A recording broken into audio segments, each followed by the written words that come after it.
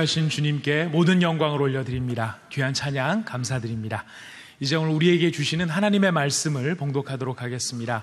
오늘 주시는 말씀은 요한계시록 8장 1절에서 6절까지의 말씀이 되겠습니다. 요한계시록 8장 1절에서 6절까지의 말씀, 여러분 다 찾으셨으면 저와 여러분이 한 절씩 교독하도록 하시겠습니다. 일곱째 인을 떼실 때에 하늘이 반시간쯤 고요하더니 내가 보매 하나님 앞에 일곱 천사가 서 있어 일곱 나팔을 받았더라. 또 다른 천사가 와서 제단 곁에 서서 금 향로를 가지고 많은 향을 받았으니 이는 모든 성도의 기도와 합하여 보좌 앞 금 제단에 드리고자 함이라. 향연이 성도의 기도와 함께 천사의 손으로부터 하나님 앞으로 올라가는지라. 천사가 향로를 가지고 제단에 불을 담아다가 땅에 쏟음에 우레와 음성과 번개와 지진이 나더라. 일곱 나팔을 가진 일곱 천사가 나팔 불기를 준비하더라. 아멘. 오늘 설교 제목을 기도의 금향로라 이라 붙였는데요. 중동 지역에서 무슬림 선교를 하는, 아주 그 무슬림 선교는 압박도 있고 위기도 있고 핍박도 있는데요. 어려움을 늘 겪으면서 고생하는 우리 선교사님이 제게 보내주시는 선교 편지가 있는데, 그 선교 편지의 제목이 뭐냐면 기도의 금향로입니다. 내가 왜 이걸 기도의 금향로라 붙였냐고 물어보니까 너무 이게 어렵고, 또 어떨 때는 막 예수님 하나 믿는 게 중동 지역에서는 온 집안에서 쫓겨나고 핍박당하는 그런 상황이고 죽음도 불사해하는 그럴 때도 있기 때문에 누군가가 뒤에서 기도의 후원을 하고 중보기도를 하고 합심기도로 도와주지 않으면 이 사역을 감당할 수가 없다. 그래서 이 중동 지역 무슬림 사역은 기도의 금향로, 그 금향로에 올려진 주님을 향한 우리 성도들의 기도의 축적이 필요하다. 그래서 이제 기도의 금향로를 붙였다고 했습니다. 제가 오늘 본문을 앞에 놓고 이 장소가 기도 응답의 진원지가 되기를 바랍니다. 그리고 이 시기가 다시 한번 믿음의 전성기를 회복할 수 있도록 우리 온 성도들을 새롭게 강력한 기도 군단으로 만들어 주시기를 바랍니다. 오늘 요한계시록 8장인데요. 요한계시록 그러면 사람들이 좀 쭈뼛쭈뼛합니다. 잘 이해도 못하고, 요한계시록은 막 심판하고 막 이렇게 막 어려움을 끼치는 것 같고, 또 아포칼립스 그래갖고 비밀도 잘 깨닫지 못하는 것 같아서 뭔가 조금 짐이 되는 그런 마음을 갖고 있는 분들이 많은데, 요한계시록은 예수 믿지 않는 분들은 좀 그럴지 모르지만 예수 믿는 분들은 이것이 승리의 계승가인 줄로 믿으셔야 합니다. 이 내용이 우리에게, 믿지 않는 자들에게는 심판이지만 우리에게는 이것이 승리의 응답이 되는 것을 아셔야 하는 것입니다. 8장의 본문을 이해하기 위하여 6장, 7장, 8장 전체를 좀 제가 5장부터 쭉 좀 잠깐 살펴보도록 하겠습니다. 여기 보면 8장 1절에 일곱째 뭘 뗀다고 그랬어요? 인을 떼신다. 그리고 2절 뒤에 보니까 일곱 나팔을 받았다 이렇게 나오고 있습니다. 이 일곱째 인과 일곱째 나팔은 뭘 상징하는가? 심판을 상징하시는 것입니다. 예수 그리스도께서 심판하신다는 심판을 상징하는 것입니다. 그리고 그 심판에 대해서는 6장 10절을 좀 보겠습니다. 6장 10절을 보시면 큰 소리로 불러 이르되 거룩하고 참되신 대주제여 땅에 거하는 자들을 심판하여 우리 피를 갚아주지 아니하시기를 어느 때까지 하시려 하나이까, 그래 나와 있습니다. 이 우리의 피를 갚아주지 아니하시, 이 말은 뭐냐면 옛날 개혁판에서는 신원한다, 신원이라는 말 들어보셨어요? 신원. 신원이란 말이 성경적으로는 익숙한 단어인데요, 이걸 좀 더 쉽게 이해하도록 개혁 개정판에서는 내용을 좀 이렇게 설명을 했는데 갚아준다 그 말이에요. 성도들의 밤낮 간구하는 것, 고통당하는 것, 상처받은 것, 힘들고 어려운 것들을 대신 갚아주신다. 그걸 신원한다 그러셨어요. 그래서 요한계시록은 우리의 성도들의 기도와 성도들의 아픔과 짐과 상처와 고통과 핍박을 신원하시는 예수 그리스도시다. 그 예수 그리스도께서 뭐로 오시느냐? 심판자로 오시는 분이시다. 그 심판자로 오시는 예수 그리스도에 대해서 요한계시록 5장 3절을 좀 보겠습니다. 하늘 위에나 땅 위에나 땅 아래에 능히 그 두루마기를 펴거나 보거나 할 자가 없더라. 여기에 7인이 있는데요, 7도장이 있는데 5장 1절 좀 보세요. 내가 보매 보좌에 앉으신 이의 오른손에 두루마리가 있으니 안팎으로 썩고 어떻게 봉합되어 있다고요? 7봉인으로. 두루마리가 7도장으로 딱 이렇게 봉인이 되어 있어요. 다 이렇게 클로즈 되어 있는 거예요. 닫혀져 있는 거예요. 그러니까 이 비밀을 누가 떼야 되는데, 이 비밀을 누가 열어야 되는데 3절 펼자가 없어가지고 4절에 그 두루마기를 펴거나 5장 4절 보거나 하기에 합당한 자가 보이지 아니하기로 내가 어떻게 했어요? 크게 울었다. 내가 크게 울었다. 너무 답답하니까 엉엉 울었다는 거예요. 그런데 놀라운 것은 6절 보니까 한 어린 양이 서 있다고 그랬고 7절에 5장 7절에 그 어린 양이 나와서 보좌에 앉으신 이의 오른손에서 두루마리를 취하셨다 그랬어요. 8절 다 같이 5장 8절을 보겠습니다. 8절을 다 같이 보겠습니다. 그 두루마리를 취하심에 내 생물과 24장로들이 그 어린 양 앞에 엎드려 각각 검은고와 향이 가득한 금 대접을 가졌으니 이 향은 성도들의, 다시 한번 크게, 이 향은 성도들의 기도더라. 오늘 성경 하나 읽어도 여러분들의 생명을 싣고 영을 실어가지고 성경을 깨닫는 축복을 주시기 바라는 것입니다. 예수 믿지 않는 사람들은 요한계시록이 무섭고 심판이지만 예수 믿는 사람들에게서는 이것이 승리의 계승가라고 말씀을 드렸습니다. 동시에 예수님의 초림은, 예수님이 이 땅에 오실 때 주님의 초림은 우리의 구원을 위해 오신 거예요. 맞습니까? 2000년 전에 주님은 우리의 구원을 위해 오신 거예요. 그런데 예수님의 재림은 우리 이 땅의 모든 것들을 심판하러 오시는 심판주로 오시는 거예요. 그래서 이사야서의 말씀에 은혜의 해가 끝나고 신혼의 날에 주님이 역사하신다, 그런 말씀이 나와 있어요. 많은 사람들이 아픔과 고통과 상처와 깊은 짐을 갖고 있어요. 심지어 예수님을 믿고 주님 앞에 나오고 또 기도하고 메어달리고 한결같이 다 마음을 쓰는데도 불구하고 문제가 풀리지 않아가지고 짐을 지고 고통하는 그런 분들도 많이 계세요. 오늘 거기에 대한 주님의 답이 나타날 때니까 여러분들이 이 말씀을 들을 때 다시 한번 여러분들의 영혼의 눈을 열고 생명을 걸고 이 말씀에 응답할 수 있는 축복을 주시기를 바랍니다. 어떻게 이 문제를 해결할 것인가? 자, 8절에 향이 가득한 금 대접을 가졌으니 이 향은 성도들의 뭐라고요? 기도라. 성도들의 기도라. 향이 성도들의 기도라는 말은 여기 요한계시록에 나타나는 것이 아니고 과거에 시편의 기자들 가운데 시편 141편 2절을 좀 보시겠습니다. 다 같이 보겠습니다. 시작.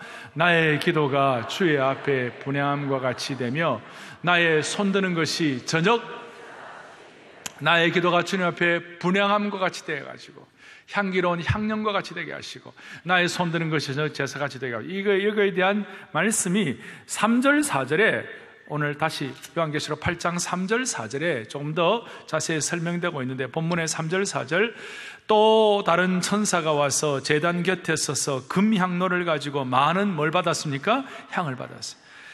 이는 모든 성도의 기도와 합하여 보좌 앞 금제단에 드리고자 함이라. 4절 다 함께 향년이 성도의 기도와 함께 천사의 손으로부터 하나님 앞으로 올라가는지라. 쉽게 말하면 기도가 향기가 되어가지고 기도의 향기가, 금향로의 기도의 향기가 하나님에 올라간다 이 말이에요.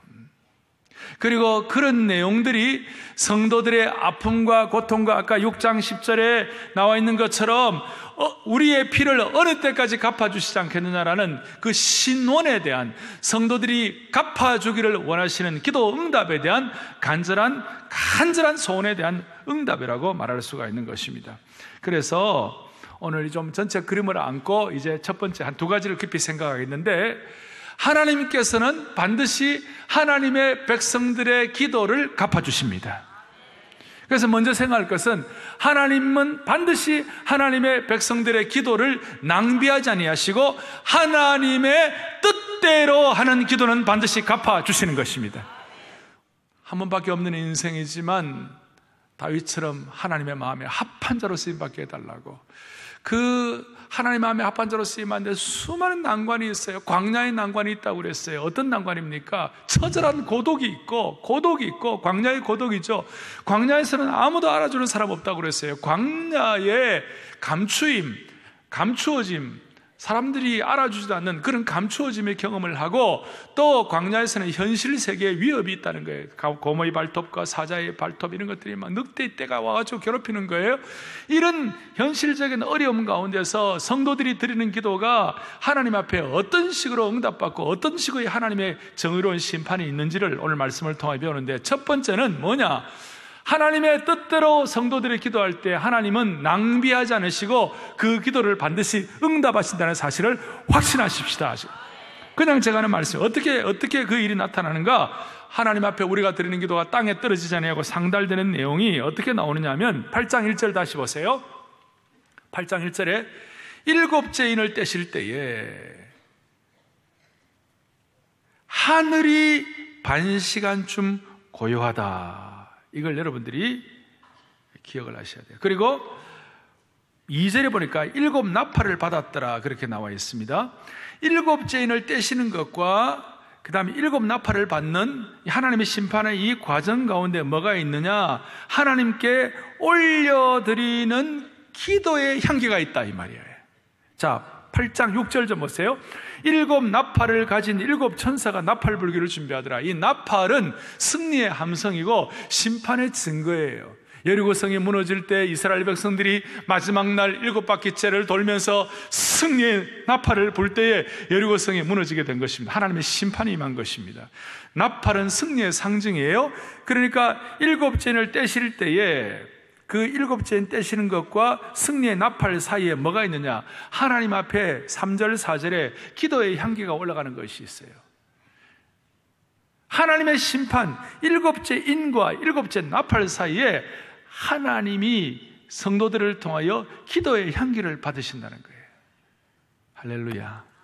자, 이게 조금 더 이해가 될 수 있도록, 그 기도의 향을 받으시는데 그 기도의 향이 어떻게 나타나느냐 하면 8장 1절 뒤에 하늘이 반시간쯤 고요하더라 그랬어요. 이것이 이제 일곱째 인과 일곱째 나팔 사이에 우리가 기억해야 할 중요한 하나의 과정인데, 하늘이 반시간쯤 조용하더라. 왜 조용한가? 조용한 이유가 무엇일까?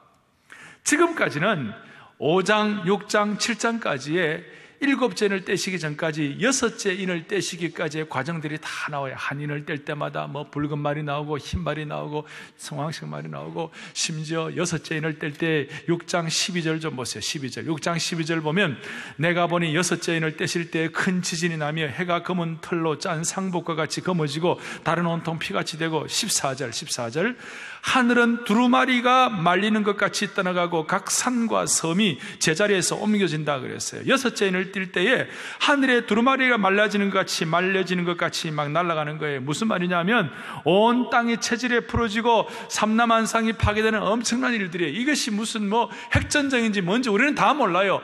하여튼 소란스럽고 시끄럽고 요란하고 전체가 다 막 무너지는 것 같고 엄청난 일들이, 파괴된 일들이 일어나는 거예요. 그것이 여섯째 인을 뗄 때까지 나타나는 현상이에요. 그런데 일곱째 인을 떼실 때 갑작스럽게 무슨 일이 일어나느냐? 하늘이 반시간쯤 고요한 거예요. 하늘의 침묵이 시작되는 거예요. 이 하늘의 침묵은 뭘 말하는가 하면, 예를 들어서 그런 대형 영화를 할 때 보면 거기 보면 드라마틱 침묵 시간이 있어요. 드라마틱 포즈, 잠깐 어떤 대형 사건이라기 전에 잠깐 기다리는 시간이 있어요.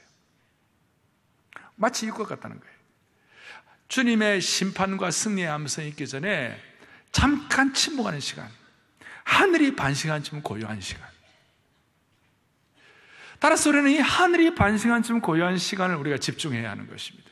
하늘이 반시간쯤 고요하다는 것은 무슨 뜻인가? 3절 4절 다시 보세요. 그 시간에 뭐냐면 또 다른 천사가 와서 제단 곁에 서서 금형날을 가지고 많은 향을 받았으니 이는 모든 성도의 기도와 합하여 보좌 앞에 금제단에 드리고자 함이라. 향년이 성도의 기도와 함께 천사의 손으로부터 하나님 앞에 올라가는지라. 반시간쯤 침묵하는 그 시간, 하나님 앞에 기도가 올라가는 시간이에요. 여러분, 이게 중요한 거예요. 반시간쯤 침묵하는 그 시간, 이제 날팔 소리가 나오기 전에, 일곱진을 뗄 때에 하나님께서 심판하기 전에 무슨 일이 있느냐? 반시간쯤 침묵하는 시간을 갖는 거예요. 그래서 우리가 하나님이 침묵하시는 시간에는 우리가 기도를 모아야 할 때이다. 우리의 기도가 축적되어야 할 시간이다. 하나님이 침묵하실 때는 우리가 기도해야 되고, 하나님이 말씀하실 때는 그 말씀을 순종해야 하는 것이다. 왜 그러냐? 6장 11절을 좀 봐요. 6장 11절을 좀 보겠습니다. 6장 11절 같이 보겠습니다. 각각 그들에게 흰 두루마기를 주시며 이르시되 아직 잠시 동안 쉬되 그들의 동무 종들과 형제들도 자기처럼 죽임을 당하여 그 수가 차기까지 하라 하시더라. 줄 것이에요. 그 수가 차기까지 하라. 그 수가 차기. 이건 뭘 말씀하시는가? 그 수가까지 차게 하라는 것은 조금 더 기다리라, 그런 뜻이에요. 조금 더 기다리라. 기도하는 사람 가운데 순교를 당하고 역사의 무대에서 사라지는 것 같지만 그들이 하나님께 울부짖으며 드린 기도는 고스란히 차곡차곡 제단 위에 쌓여지고 차기까지 주님께서 카운트하신다, 그 말이에요. 매일 새벽마다 눈물로 주님 앞에 기도하고 메어 달렸는데 지금 당장 응답이 나타나지 않는다 할지라도 그것은 하나님이 침묵하시는 시간이에요. 그 침묵하시는 시간을 통하여 주님이 기다리시면서 역사하시는 시간인 줄 믿으셔야 하는 것입니다. 지금 당장 응답이 안 된다, 지금 당장 응답이 없다 그래가지고 여러분들이 좌절하거나 어려울 필요가 없다는 것이에요. 지난 시간 우리들이 드린 기도가 아직 응답받지 못하는 것이 있는 것 같지만 하늘의 성소에서 하나님의 제단 위에 그대로 보존되어 있어가지고 하나님이 정하신 때에 무슨 일이 벌어지는가? 드디어 요한계시록 8장 5절을 다시 한번 크게 합독하도록 하겠습니다. 천사가 향로를 가지고 제단에 불을 담아다가 땅에 쏟음에 우레와 음성과 번개와 지진이 나더라. 주님의 심판의 응답이 나타나 있는 것입니다. 기도의 향년이 올라갈 때, 기도의 금대접에, 기도의 금향로에 향년이 기도로 올라갈 때에 무슨 일이 벌어지는가? 그 기도의 응답을 가지고 향로를 가지고 제단에 불을 담아다가 땅에 쏟아버리니까 우레와 음성과 번개와 지진의 응답이 나타나게 되는 것입니다. 할렐루야. 그래서 성도들의 하나님의 뜻에 맞는 간절한 기도는 결코 낭비되지 아니하고 응답되는 것이다. 이 말씀이 왜 그렇게 위로가 되는가 하면 당시의 초대교회 성도들은 잠재적인 순교자들이었어요. 넓은 의미에서 순교자는 모든 고통당하는 성도들을 대변한다고 말할 수가 있어요. 여러분, 초대교회 성도들은요 너무나 척박하고 상처받고 고통받는 환경이었어요. 60-70% 이상의 노예들이었고 그들을 알아주는 사람도 없었고 돈도 없고 세상에 권력도 없었어요. 그저 잡히면 사자의 밥, 화형대에 있을 아니면 찢기고 핍박받는 전형적인 어려움을 겪는 분들이 초대교회 성도들이었어요. 이분들이 할 수 있는 일이 무엇이 있었겠어요? 보통 사람들 같으면 그런 어려움을 겪으면 정신병에 들고 육체적으로 망가지고 영적으로 완전히 몰락해야 할 상황이었어요. 그럼에도 불구하고 초대교회 성도들은 영적으로 몰락하지도 않았고 정신적으로 무의미함에 치를 떨지도 않았고 육체적으로 파괴되지도 않았습니다. 힘들다고 도망가지도 않은 것입니다. 무너져야 마땅한 상황과 압박인데도 불구하고 그러지를 않았다 그래요. 왜 그랬을까요? 이유 딱 하나예요. 우리의 기도를 신원해 주시고 우리의 기도를 갚아주시는 하나님 앞에 그들이 합심하여 하늘 앞에 기도를 올려드릴 때 그 기도가 주님 앞에 향연이 되고 그 기도를 받으시는 그 상황 때문에 초대교회 성도들은 무너지지 않았던 것입니다. 유진 피터슨 같은 분은 선악의 피를 흘리는 전쟁이 일어나고 있을 때 로마 제국 전 지역에 흩어져 있었던 크리스찬들의 헌신된 무리의 간절한 기도들이 향으로 하늘로 올라갔다. 그들을 향한 엄청난 핍박과 멸시와 경멸과 이 모든 것들이 극렬하게 부글부글 끓고 있었다는 것입니다. 그들은 손에 들 만한 무기도 없었고 자기 권리를 주장할 만한 투표권도 없었다는 거예요. 돈도 없었고 권력도 없었다는 거예요. 그러나 그들에게는 기도가 있었다. 그 기도가 역사의 새로운 길을 만드는데 결정적인 역할을 했다는 것입니다. 사랑하는 여러분, 초대교회 성도들의 간절하고도 안타까운 합심 기도를 들으시는 그 시간, 그 시간이 우리 편에서 볼 때는 침묵의 시간이었어요. 그래서 오늘 그 결과 5절에 있는 것처럼 다시 한번 5절에 있는 것처럼 천사가 향로를 가지고 제단에 불을 담아다가 땅에 쏟음에 뭐가 일어났습니까? 우레와 음성과 번개와 지진이 나온 거예요. 진짜 응답이 된 것이. 침묵의 기간이 지나면 성도들의 기도가 차곡차곡 쌓이고 그 수가 다 차지면 하나님이 응답하시고 심판하시는 것을 믿으십시다. 그 결과 성도들의 기도가 하늘에 상달되고 그 응답으로 심판이 일어난 것을 믿으셔야 하는 것입니다. 이것은 세상적으로도 하나님께서 이런 은혜를 베풀어 주실 때가 있어요.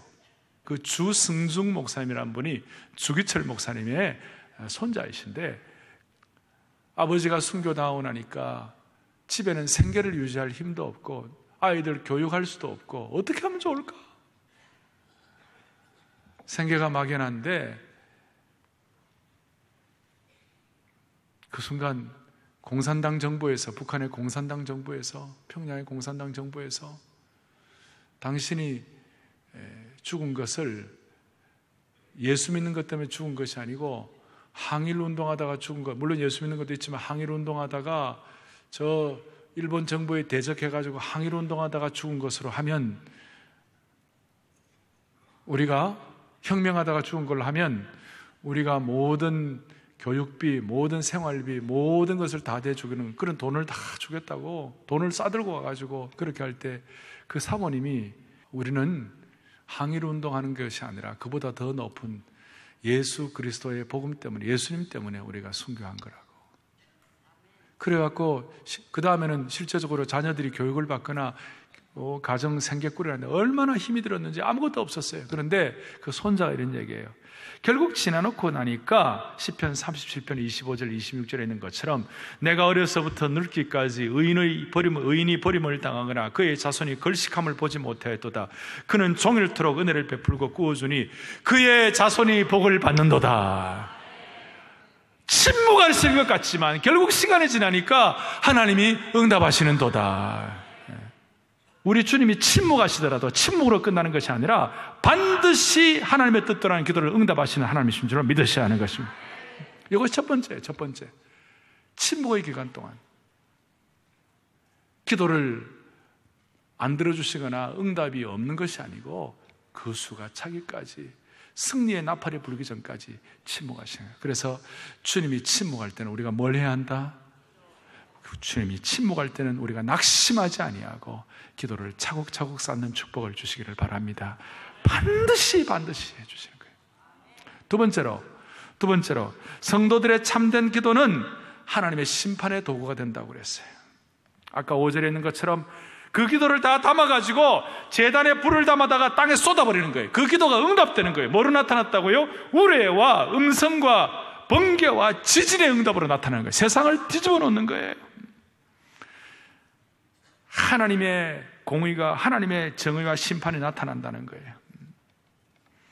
월트 윙크라는 신학자는 이 세상의 세속 역사는 장차 다가올 세상의 모습을 아는 분들의 합심하는 중보기도에 따라 역사가 달라질 것이다. 제가 늘 말씀하는 것처럼 성도들의 기도의 눈물의 기도의 방향이 가는 대로 하나님 나라 세상 역사의 방향이 흘러갈 것이다. 예를 들어서 교회도 마찬가지고 통일을 위해서도 마찬가지고 간절한 기도, 지금 아무것도 없다 하지만 간절한 기도로 주님 앞에 나아갈 때에 그 기도의 방향대로 이민족의 역사와 방향이 나아갈 것이다. 우리의 기도가 이만큼 능력이 있다는 사실을 믿으셔야 하는 것이에요. 어떨 때는 기도하면서 내 기도가 과연 응답되겠나, 나같이 무력한 존재가 하는 기도가 무슨 의미가 있겠나, 이런 고민을 할 때가 있지만 우리는 오늘 이 말씀을 통하여 성도들의 합심 기도가 이 땅에 심판으로 나타난다는 사실을 너무나도 귀하고 감사하고 용기를 주는 것으로 받아들여야만 할 것이에요. 이것이 하나님적인 것이고, 이것이 뭐라고 그럴까요? 하나님의 그랜드 디자인이고 천상의 언어이고 천국적인 것이고 존귀한 영광스러운 하늘의 언어예요. 따라서 모든 성도들은 내가 아픔을 겪고 억울함을 당하고 고통을 겪고 지금 말도 안 되는 문제가 있고 이럴 수가 있나라는 그런 원통함과 우환과 아픔이 있을 때 그 문제를 세상적으로 풀지 않아요. 사람들과 사람들의 문제로 풀지 않아요. 그거는 일단 나중에 하나님께서 해결해 주신 것을 믿고 일단은 성도는 기도보다 앞서지 않는 것입니다. 마음의 원한을 세상의 방법으로 풀지 않는 것입니다. 분통 터져 속쓰리할 필요가 없다는 것입니다. 일단 우리가 기도로 맡기는 것입니다. 오늘 제가 이 말씀을 생명과 영으로 들으라고 말씀을 드렸어요. 여러분, 이 시간 마음에 원통하고 분통 터지는 것을 일단 나는 하나님 앞에 기도로 올려드리겠다, 이 결심이 확고해야 오늘 주님이 주시는 음성을 듣고 돌아가시는 것이에요. 자주 제가 얘기하잖아요. 사람들에게 아쉬운 손비비지 말라고요. 하나님께 손비비라고요. 하나님께 원통과 우환을 올려드리라고요. 그것이 차곡차곡 쌓이면 하나님이 대신 갚아주실 거다, 이 말이에요. 요한계시록 6장 10절에 있는 것처럼 뭐라고 말씀해요? 성도들의 이 안타깝고 이 피눈물 나고 이 고통스러운 것을 주님이 갚아주지 않겠습니까? 아까 제가 초대교회 성도들의 그 눈물 나는, 돈도 없고 투표도 할 수 없고 권력도 없고 아무것도 없는 그분들이, 정말 그분들이 받는 경멸과 그분들이 받는 박해와 수치가 부글부글 끓고 있었는데 뭘 할 수가 있는 게 없잖아요. 그런데도 불구하고 정신병 안 걸리고, 그런데도 불구하고 마음이 완전히 녹아지잖아요. 그런데도 불구하고 아프지 아니하고 견딘 이유가 뭐냐? 하나님이 내 기도를 통하여 심판하실 것이다. 이걸 신원을 하신, 우리의 신원을 들어주시는 하나님, 갚아주신다, 이 말이에요. 그래서 사람들에게 아쉬운 소리 하지 말고 갚아주시는 하나님 앞에 우리가 기도의 제물 되는 것입니다. 할렐루야. 다윗은 너무나도 고통스러웠어요. 그가 나라를 위하여 자기 장인어른 사울을 위하여 열심히 하는데도 불구하고 자기를 죽이려고 하고, 사무엘상 22장부터 26장까지 보면 너무너무 고통스러워가지고 날마다 굴을 전전하는 거예요. 밖에 나가면 죽으니까 굴 속을 다니는 거예요. 너무 애통하고, 말씀드린 대로 광야에서 다윗이 갖는 그 비참함과 그 처절한 고독과 그 다윗의 감추어짐과 그 현실의 위협 앞에서 너무너무 고통스러워가지고 어쩌면 사울왕을 죽일 수 있는 기회를 준데도 불구하고 그렇게 하지 않았어요. 그 이유가 뭐냐? 시편 142편 2절을 좀 보겠어요. 이 다윗이 동굴에서 주님 앞에 간절한 마음으로 이런 태도를 취하는 거예요. 142편 2절 크게 우리 합독합니다. 내가 내 원통함을 그의 앞에 토로하며 내 우환을 그의 앞에 진술하는도다. 아멘. 내 원통함을 누구에게? 그가 누구예요? 사울왕이에요? 아니에요. 친구예요? 아니에요. 내 우환을 누구 앞에요? 그의 앞에. 누구냐? 하나님입니다. 하나님 앞에 내 원통함을 토로하는 거예요. 하나님 앞에 내 상처와 짐을 올려드리는 것이에요. 사람과 풀지 않는 거예요. 나중에 지혜를 주시면, 기도를 통하여 지혜를 주시면 겸손하게 정말 기도하면서 사랑의 능력을 가지고 해결하도록 주님 만들어 주시겠지만, 일단은 먼저 하나님 앞에 내 원통함과 내 우환을 다 올려드리는 것이에요. 그럴 때 7절, 140편 7절 함께요. 내 영혼을 옥에서 이끌어내사 주의 이름을 감사하게 하옵소서. 주께서 나에게 갚아주시리니 의인들이 나를 두르리이다. 아멘. 누가 대신 갚아주신다고요? 주님이 갚아주시는 거예요. 그러니 인격의 마음의 옥에 갇혀가지고 꼼짝도 못하는 우리 인생들을 주님이 내 원통함과 우환을 갚아주시는 것을 확고하게 생각하면 그 다음부터 자유인이 되는 것이에요. 오늘 이 자유함을 가지고 이 예배당을 출발하기를 바랍니다. 그리고 의인들이, 친구들이, 은혜 받은 사람들이 함께 찬양하는 그런 축복을 베풀어 주시는 줄로 믿습니다.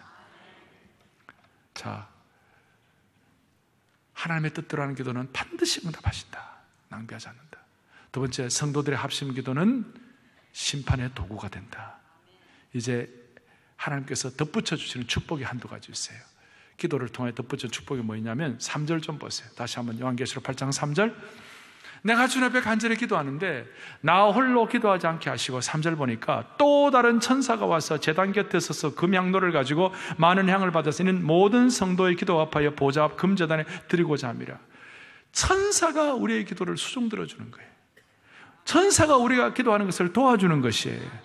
마치 예수님께서 마태복음 4장의 광야에서 기도하실 때 천사들이 수종들었던 것처럼, 겟세마네 동산에서 예수님께서 피땀 흘려 기도하실 때 천사들이 수종드는 것처럼 천사들이 우리의 기도를 수종드는 줄 믿으셔야 하는 것입니다.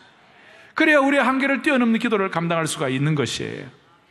아론과 우리 모세의 기도를 돕는 것처럼 천사들이 우리의 기도를 수종드리는 거예요. 요즘 우리식으로 얘기하면 이 천사들이 우리의 기도를 수종드리는 것은 로마서 8장에 있는 것처럼 이와 같이 성령도 우리의 연약함을 도우시나니, 우리가 마땅히 빌바를 알지 못할 때 성령이 뭐예요? 우리가 기도할 수 있도록 도와주시는 것이에요. 탄식함으로 우리를 도와주시는 것이에요. 성령님의 역사를 통하여 도와주시듯이, 아니면 돕는 천사가 해서 돕듯이, 어쨌든 간에 우리가 기도가 완벽하지 않으니까, 우리의 기도가 부족하니까 천사가 우리의 기도를 도와주시는 것이에요. 예수님의 보혈의 능력을 가지고 우리의 기도를 도와주시는 것이에요.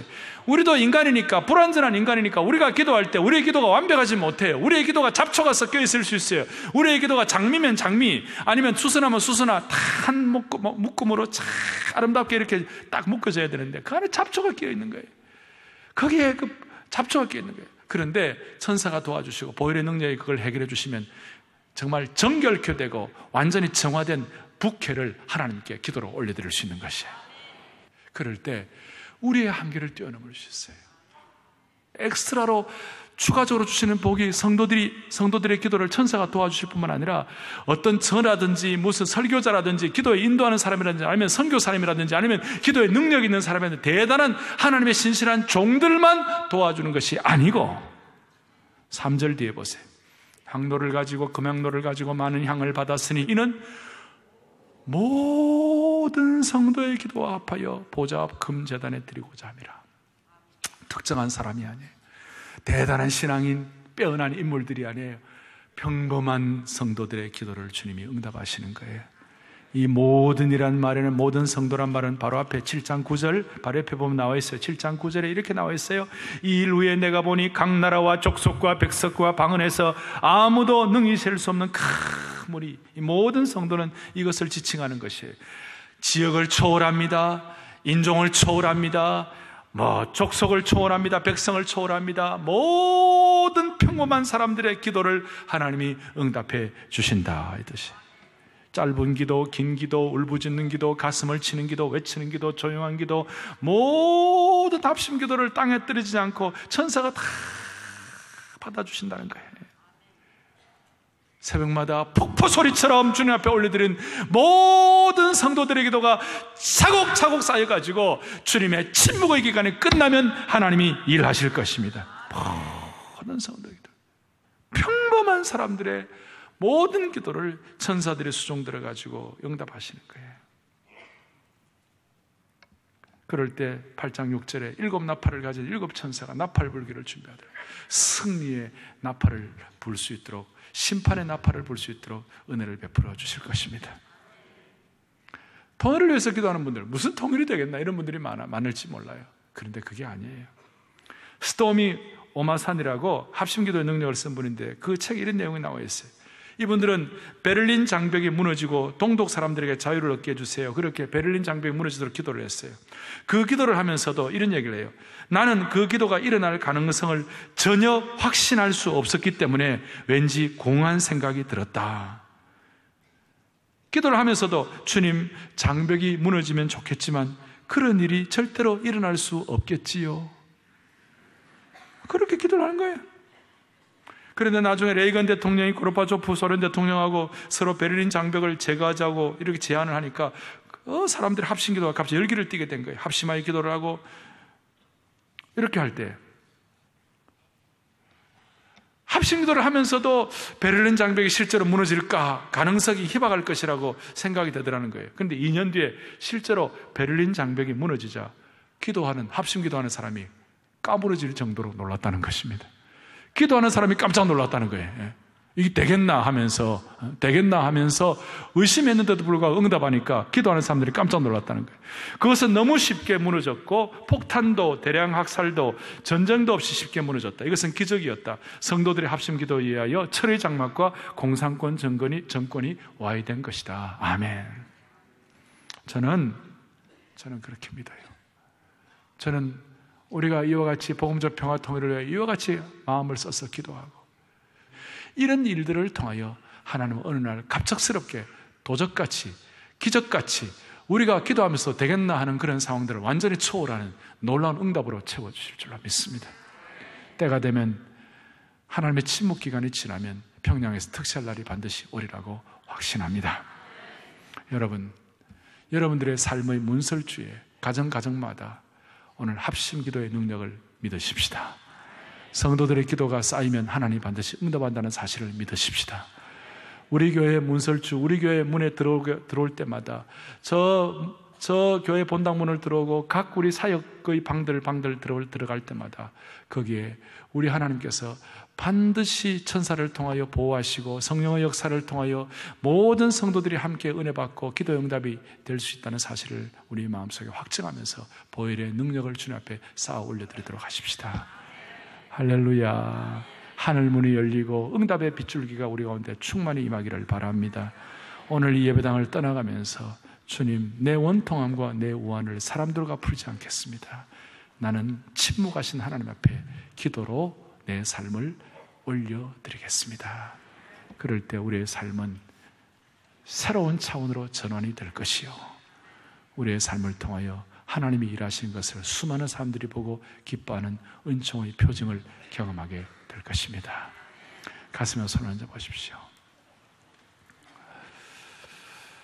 정말로 역사하시고 임재하시고 새롭게 하시는 그 하나님의 은혜를 기대하면서 우리의 마음속에 주님, 내 개인과 내 공동체에 주님 신원하여 주십시오. 갚아주십시오. 주님이 답을 응답해 주십시오. 주님의 기적을 기대하면서 개인과 우리 공동체를 향한 간절한 기도의 소원을 이 시간 마음을 다하여 한 1분 정도 집중해서 기도하겠습니다. 저를 한번 따라하고 기도하겠습니다. 주여, 응답의 문을 열어 주옵소서. 주여, 합심기도의 능력을 주옵소서. 기도하겠습니다. 하나님 아버지, 우리의 마음과 기도를 주님이 보시고 응답하시고 새롭게 하시고 개인과 교회와 공동체에 임하시는 주의 능력을 체험할 수 있는 저희들 되게 하여 주시기를 원하옵고 기도드리옵나이다. 반드시 응답하시는 것을 믿게 하여 주시옵소서. 반드시 새롭게 하시는 것을 믿게 하여 주옵소서. 주님이 일하는 것을 우리 모두가 다 체험하고 주님 앞에 나아가는 저희 하나님 아버지 감사합니다. 내일 일터에 갈 때, 또 예배당 문을 들어올 때에, 또 매일매일마다 우리의 생업을 감당할 때 피 묻은 예수 그리스도의 응답의 확신을 저희들이 깨닫게 하여 주셔서 침묵하는 것이 침묵하는 시간이 아니라 응답을 위한 준비 기간임을 믿게 하여 주시옵소서. 사랑의 교회가 36년 동안 기도하여 평신도 훈련, 젊은이 선교, 공산권 선교의 기틀을 하나님께서 마련해 주셨다면, 또 이제 우리가 기도하여 향후 30년 동안 제자 훈련의 국제화와 글로벌 영성 인재를 키우는 것과 복음적 평화 통일의 은혜를 저희들이 받아 누리게 하여 주실 줄을 믿습니다. 우리의 기도를 응답하시는 생명 되시고 소망 되시는 예수 그리스도를 받들어 간절히 기도 올리옵나이다. 아멘. 우리 함께 기도해 주 앞에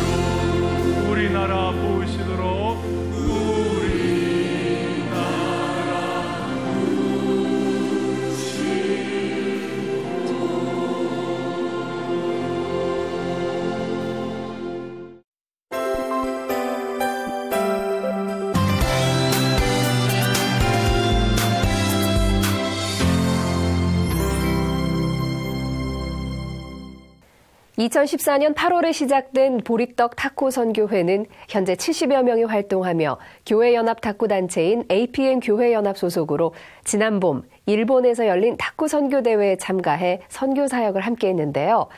지난 24일 2015 사랑의 교회 영가족 한마음 탁구 축제를 개최했습니다. 개회식에 참석한 오정현 담임 목사는 목자의 심정으로 선교 활동에 임하도록 당부했고 양영자 선교사와의 시탁으로 탁구 축제가 시작됐습니다. 경기에 참가한 20개 팀이 그동안 틈틈이 갈고 닦은 실력을 뽐냈는데요. 어린 참가자부터 포에버에 이르기까지 세대 격차 없이 경기를 치르며 서로 격려하고 응원했습니다. 본선 경기에 앞서 참석자 전원이 예배를 드리기 위해 모였습니다. 예배에서 김철우 목사가 잠언 본문으로 말씀을 전하고 몽골 선교를 마치고 3년 전 귀국해 청소년 국가대표 후보선수단의 감독을 맡은 양영자 선교사의 간증을 들었습니다. 한마음 탁구 축제를 하는 걸 보면서 선교의 도구가 될 수 있겠구나라고 생각을 하니까 굉장히 마음이 좀 부풀게 됐는데요. 정말 저는 이 사랑의 교회가 탁구 선교팀을 통해서 함께 선교하는 그런 도구로 쓰임받는 그런 사랑의 교회의 탁구 선교팀이 되었으면 좋겠어요. 토너먼트의 본선 경기가 진행됨에 따라 팀마다 희비가 엇갈렸는데요. 드디어 마지막 상위 리그의 결승 경기에서 이웃사랑 선교부가 승리를 거둬 1위를 차지했습니다.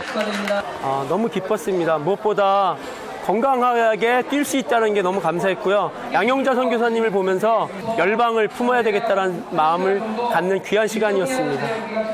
선교지에 탁구대하고 탁구 용품을 저희들이 보내는 뜻깊은 그런 행사인 만큼 더 많은 분들이 참여해서 기쁨을 나눴으면 좋겠습니다. 보리떡 탁구 선교회는 매주 월요일과 화요일에 모이며 다음 달 14일 APM 교회연합 탁구 축제에 참가하고 이번 탁구 축제에 참가한 팀들의 참가비는 선교 사역에 쓰일 예정입니다. 선교지의 현지 사역자들을 도울 수 있는 탁구 선교 사역에 더 많은 성도들이 함께할 수 있기를 바랍니다.